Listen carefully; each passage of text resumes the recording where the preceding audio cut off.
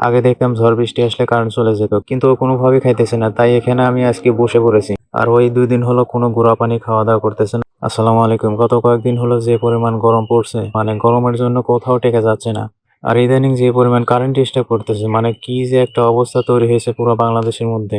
মানে কোনো কারণ বারণ নাই, অথচ এমনি কারেন্ট চলে যাচ্ছে।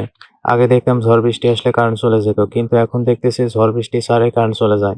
কিন্তু কি কারণে যায় সেটা ওই জানে আর আল্লাহই ভালো জানে। এদিকে প্রচন্ড গরম, ওদিকে কারেন্ট থাকে না। এই দুটো মিলে আমাদের এই লাল গরুটার ঠান্ডা লেগে গেছে গত 2 দিন হলো। আর ওই 2 দিন হলো কোনো গুঁড়া পানি খাওয়া-দাওয়া করতেছে না।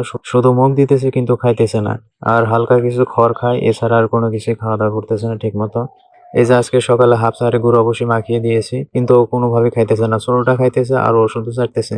আমি এখানে অনেকক্ষণ হলো দাঁড়িয়েছিলাম। দাঁড়িয়ে ওকে গুঁড়া ভুসিগুলো একটু নাড়াচাড়া করে দিতেছি যে হয়তোবা খাবে। কিন্তু ও কোনোভাবেই খাইতেছে না। তাই এখানে আমি আজকে বসে পড়েছি। এখানে আমি অনেকক্ষণ বসেছিলাম, কিন্তু বসে থেকেও কোনো কাজ হলো না। যাই হোক, সবাই দোয়া করবেন।